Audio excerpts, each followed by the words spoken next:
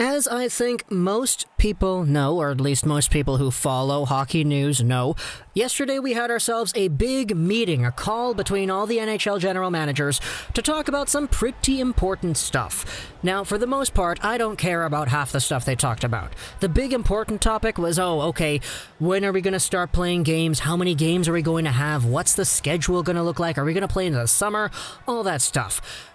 Okay, I get it. That's kind of important. It's kind of literally the schedule of what hockey is going to be like for next year. But I'm going to be honest, I don't really care. I care mostly about some of the other stuff they talked about. Afterwards, from the media, we had some stuff on division realignments, whether we're going to have 4 divisions, a Canada division, all that stuff. We're going to make a video about that soon because that definitely is important as well. But the most important thing, or at least to me, the most intriguing thing that was discussed in this general manager's meeting yesterday was the draft lottery. And that's why I clicked on this video. It's in the title, it's in the thumbnail, it's all that stuff. Let's talk about the NHL and some proposed conversations as to whether or not the NHL would, could, or should change the draft lottery format. Now, before we get into this article over here on Sportsnet by Elliotte Friedman, let's just go over what exactly that lottery format is at the moment. Today, the NHL's draft lottery format qualifies all teams that do not make the playoffs of that year. So, in theory, it's 15 teams. That narrative is going to change next year when Seattle gets introduced, because then there will be 16 playoff teams and a foreseeable 16 non-playoff teams. So, that's kind of how that goes. 16 teams that don't make the playoffs, are involved in the draft lottery. There are 3 lotteries done. A lottery for 3rd overall, a lottery for 2nd overall, and a lottery for 1st overall. The teams ranging from reverse points percentage order from the worst team to the best team among this group are assigned percentages on how likely they are to win any of these draft lotteries. The teams that win 1, 2, and 3 are moved up into those spots, and the remaining teams follow suit in reverse points percentage, as we have noted in the past. It's a quite easy system, honestly, to grasp once you kind of get everything put into place, but essentially it's just 3 lotteries, 1, 2, 3. Before 2015, though, we had ourselves a different draft lottery format where we saw a lottery done for 1st overall only. It was like this for a few years, where teams around the NHL who did not qualify for the playoffs would all have a chance at winning 1st overall. However, the same kind of odds-like system on weighted teams did present itself back then too. The worst teams had a higher odds at winning the 1st overall pick than the teams that barely missed out on the playoffs. And in 2014-15, this is kind of where that system kind of just diverted, because in 2014-15 what we had was a draft lottery where the odds were actually changed. The teams that were at the bottom of the league had a lower percentage chance than they had in years beforehand, and those percentages were distributed to the rest of the teams accordingly in a different way than it had been done in the past. As a result, Connor McDavid was won by the Edmonton Oilers, and ever since then, the draft lottery changed to the format that we have now, lotteries done for 1, 2, and 3. Everybody kind of knows that it's because of McDavid going over to Edmonton, a team that before McDavid already had 3 first overall picks in 4 seasons. Yeah, I'm totally not upset about that, guys. I'm totally not. That's why the draft lottery system changed, and it's why we have what is in store today. But, according to Elliotte Friedman here in this brand new quickie article going over the NHL's meeting between the general managers posted yesterday on October 23rd, a good chunk of the NHL's general manager meeting was spent on the draft lottery.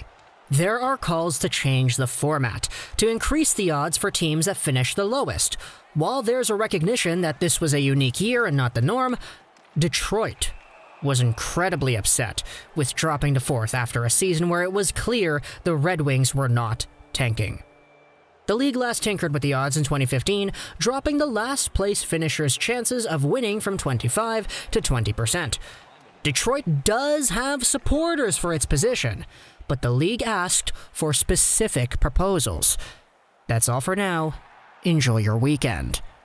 So Detroit has been the main pusher, I guess, when it comes to changing up the draft lottery, and there are actually teams that agree with them and say, yeah, give more odds to the lowest teams.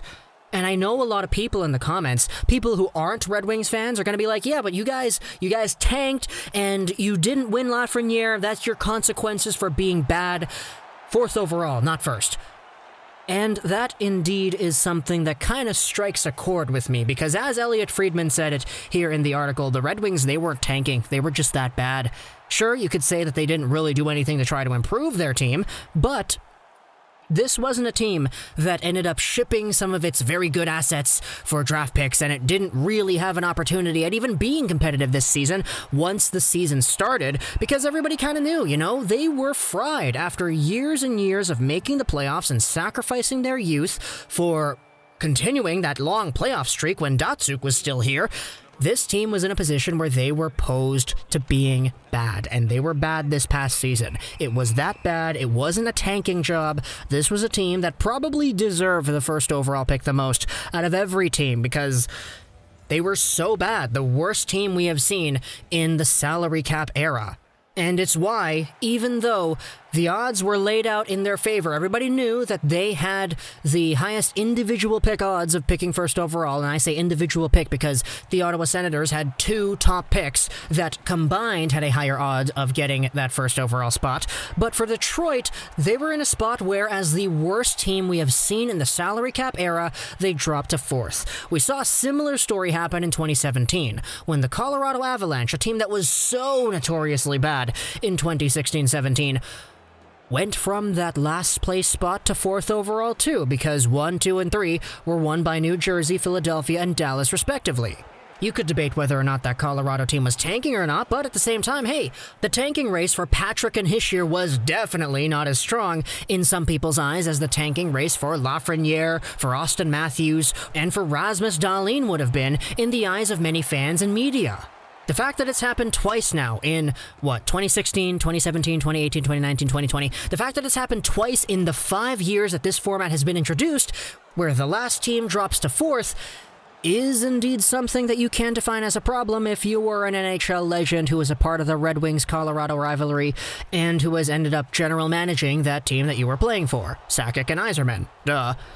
But yes, I do understand the concern here, because if you're a Red Wings team that was so bad, I said it in the video we made immediately after the draft lottery, the Red Wings got screwed.